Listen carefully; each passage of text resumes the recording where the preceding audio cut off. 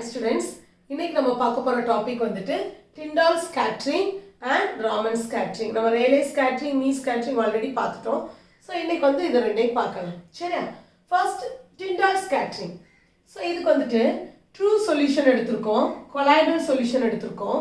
இதில் வந்து light pass பண்ணும்போது என்ன எஃபெக்ட் நடக்குது அப்படிங்கிறத தான் பார்க்க போகிறோம். சரியா? ஸோ பிஃபோர் தட் ட்ரூ சொல்யூஷன்னா என்ன, கொலாய்டல் சொல்யூஷன்னா என்ன நம்மளுக்கு தெரியணும் இல்லையா? So first அதை நம்ம தெரிஞ்சுக்குருவோம், அதுக்கப்புறம் இங்கே வரலாம். Okay, so first you can see what is solution. So solution is nothing but இதை ரெண்டு பார்ட்டாக எடுத்துக்கிருவோம். ஒன்று வந்துட்டு solute and another one is solvent. Okay, இதை ரெண்டு பார்ட்டாக பிரிக்கிறோம். ஒன்று வந்து solute and another one is solvent. Okay, so இப்போ ஒரு பீக்கர் இருக்குது, அந்த பீக்கரில் வந்து வாட்டர் எடுத்துருக்கோன்னு வச்சுக்கோங்க. So we are going to add some salt. Okay, இந்த சால்ட் உள்ள போட்டோன்னா என்ன ஆயிரும், உனக்கு கரைஞ்சிரும். ஓகே, ஸோ எது கரையுதோ தட் இஸ் சொல்யூட், எது வந்து அதை கரைக்குதோ that is solvent. Okay, so here we can take salt as a solute and water as the solvent. Okay, இப்போ சால்ட் மேலே நீ சுகர் போட்டேன்னா அந்த சுகர் என்ன பண்ணும், உனக்கு அந்த வாட்டரில் போய் கரையும். ஓகே, ஸோ அப்போ sugar is the solute and water is the solvent. Okay, புரியுதா? ஸோ இது ரெண்டு சேர்ந்தா வந்து என்னது சொல்யூஷன். ஸோ அப்போ சால்ட் நான் மிக்ஸ் பண்ணுறேன். ஸோ இது வந்து என்னது, எனக்கு saline solution or salt solution அப்படின்னு சொல்லுவோம். ஓகேவா? ஸோ அப்போ சொல்யூட்னா என்ன, சால்வெண்ட்னா என்னன்னு புரியுதா? இது இன்னும் கொஞ்சம் வேற மாதிரி சொல்லணும்னா the component present lesser amount by weight is solute. Okay, and component present in larger amount by weight we can call that as the solvent. Okay va? Right. அப்போ சொல்யூஷன்னா என்னங்கிறது உங்களுக்கு தெரிஞ்சிருச்சு. இப்போ ட்ரூ சொல்யூஷன், கொலாய்டல் சொல்யூஷன் எப்படி நம்ம பிரிச்சோம் அப்படின்னா it is depending upon the particle size of the solute. இந்த solute இருக்காங்கல்ல, இவங்களுடைய அந்த பார்ட்டிகல் சைஸை வச்சு தான் நம்ம வந்துட்டு அது ட்ரூ சொல்யூஷனா இல்லை கொலாய்டல் சொல்யூஷனா இல்லை சஸ்பென்ஷன் அப்படிங்கிறது இருக்குது. பட் நம்ம அதை இங்கே பார்க்கல. ஓகேவா? அது கெமிஸ்ட்ரி சைடுக்கு போயிடுது. நம்ம இங்கே நம்மளுக்கு இது ரெண்டு தேவைனால அது ரெண்டு மட்டும் பார்ப்போம். சரியா? ஸோ பார்ட்டிகல் சைஸ், சொல்யூட்னுடைய பார்ட்டிகல் சைஸை வச்சு தான் நம்ம வந்துட்டு அது ட்ரூ சொல்யூஷனா கொலாய்டல் சொல்யூஷனான்னு சொல்ல போகிறோம். ஓகே, ஸோ இப்போ பார்ட்டிகல் சைஸ் வந்து 1 angstrom to 10 angstrom இருந்துச்சுன்னா, okay, I am saying as angstrom. Okay, இது என்னதுன்னா angstrom. ஓகே, ஸோ இதனுடைய வேல்யூ என்னன்னா 10 to the power minus 10 metre. சரியா? ஸோ பார்ட்டிகல் சைஸ் வந்து 1 angstrom to 10 angstrom இருந்துச்சுன்னா அது வந்துட்டு true solution. Okay, so 10 to 1000 இருந்துச்சுன்னா 10 angstrom to 1000 angstrom இருந்துச்சுன்னா so that is the colloidal solution. ஓகேவா? இப்போ நம்ம வந்து சுகர் வந்து ஒரு வாட்டரில் ஆட் பண்ணுறோன்னு வைங்க. ஸோ உனக்கு கம்ப்ளீட்டாக அது நல்லா கரெக்டாக டிசால்வ் ஆயிடும், ஃபுல்லாக டிசால்வ் ஆயிடும் இல்லையா? ஸோ இப்போ நீ அதை பார்த்தேன்னா உனக்கு எதாவது மிக்ஸ் பண்ணியிருக்குன்னு தெரியுமா? கண்டிப்பாக தெரியாது. ஓகே, நீ டேஸ்ட் பண்ணாதான் தெரியுமே தவிர நீ பார்த்தாலோ ஈவன் மைக்ரோஸ்கோப் வச்சு பார்த்தா கூட நம்மளால கண்டுபிடிக்க முடியாது. ஓகே, அதை ஃபில்டர் பண்ணாலும் நம்மளுக்கு எதுவும் வந்து கிடைக்க போகிறது கிடையாது. ஓகே, அந்த மாதிரி இருந்துச்சுன்னா அதை வந்துட்டு நம்ம ட்ரூ சொல்யூஷன் அப்படின்னு சொல்லுவோம். ஓகே, ட்ரூ சொல்யூஷன் சொல்லுவோம். அப்படி இல்லாமல் இப்போ மில்க் பவுடர் வந்து வாட்டரில் ஆட் பண்ணியிருக்கோன்னு வைங்க, உனக்கு பார்த்தோன்னே தெரிஞ்சிடும் மிக்ஸ் பண்ணியிருக்கோம். ஓகே, ஸோ நம்மளுக்கு தெரியும் ஏதோ மிக்ஸ் பண்ணியிருக்கோம் அப்படின்னா, ஆனால் அதை ஃபில்டர் பண்ணால் நம்மளுக்கு என்ன பண்ணாது, கிடைக்காது. ஓகே, ட்ரூ சொல்யூஷனில் பார்த்தா தெரியாது உனக்கு, ஆனால் இது வந்து உனக்கு பார்த்தோன்னே தெரியுது மிக்ஸ் ஆயிருக்கு அப்படின்னு. பட் உன்னால் என்ன பண்ண முடியல, ஃபில்டர் பண்ணாலும் உன்னால் ஃபில்டர் பண்ண முடியலை. ஓகே, தனியாக மில்க் பவுடரை தனியாக வாட்டர் தனியாக ஃபில்டர் பண்ண முடியலை அப்படின்னா that is the colloidal solution. Okay, ரெண்டுக்கும் டிஃப்ரென்ஸ் இருக்கா?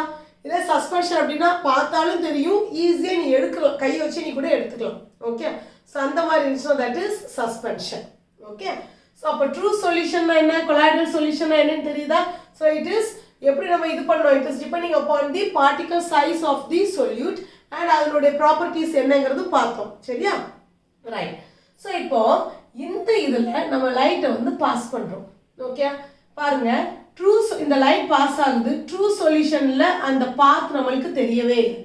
ஓகே, ஆனால் இந்த கொலாய்டல் சொல்யூஷனில் அந்த பாத் வந்து நம்மளுக்கு கிளியராக தெரியுது இல்லையா?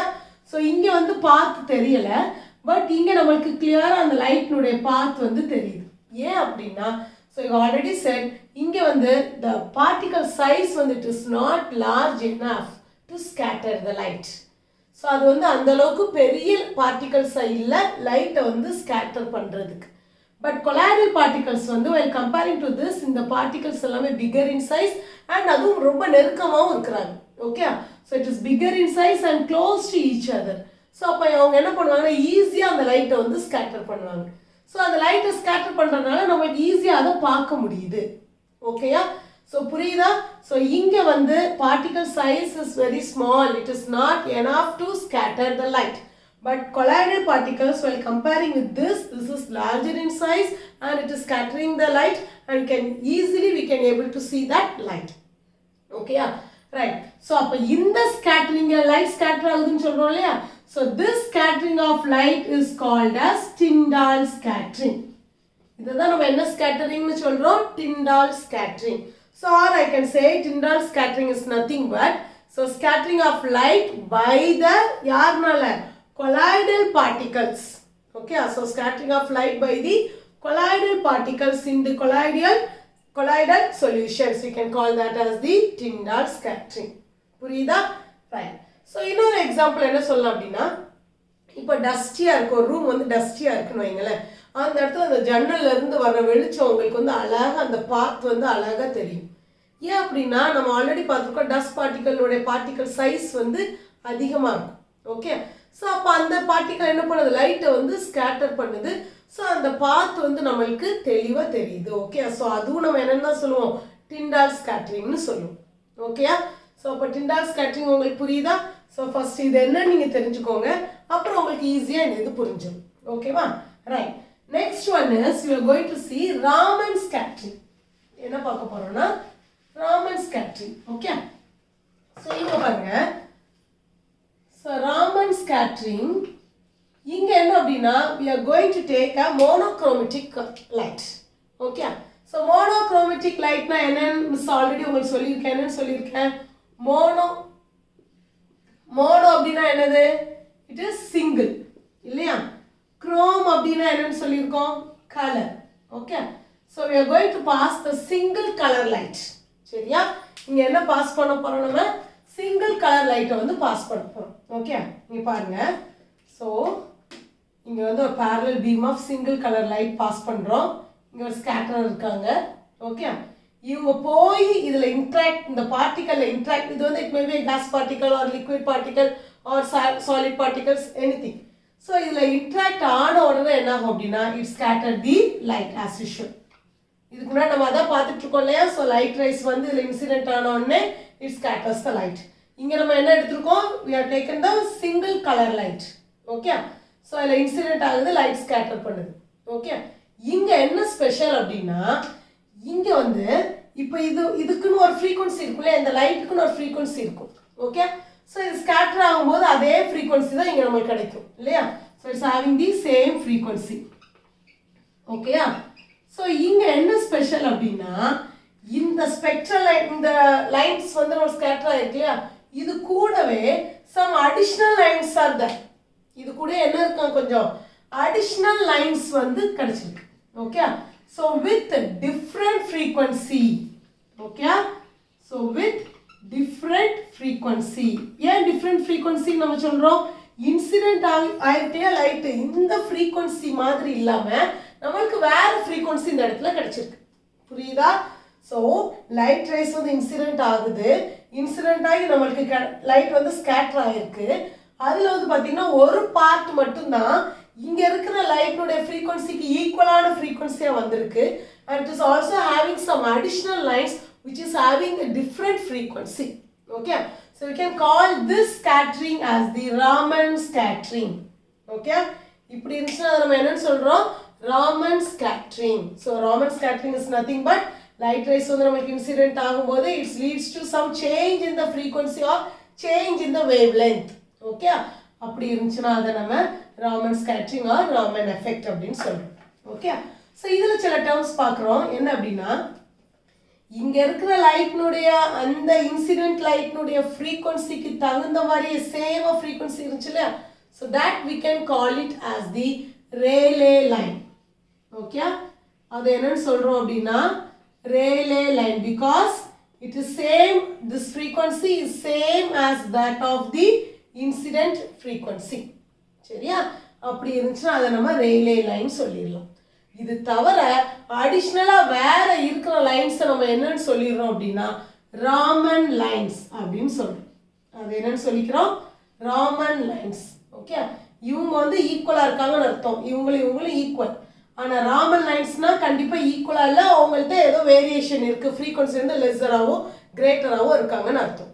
Okay right. ஸோ இந்த ராமன் லைன்ஸே நம்ம வந்து ரெண்டாக எடுத்துக்கிறோம்.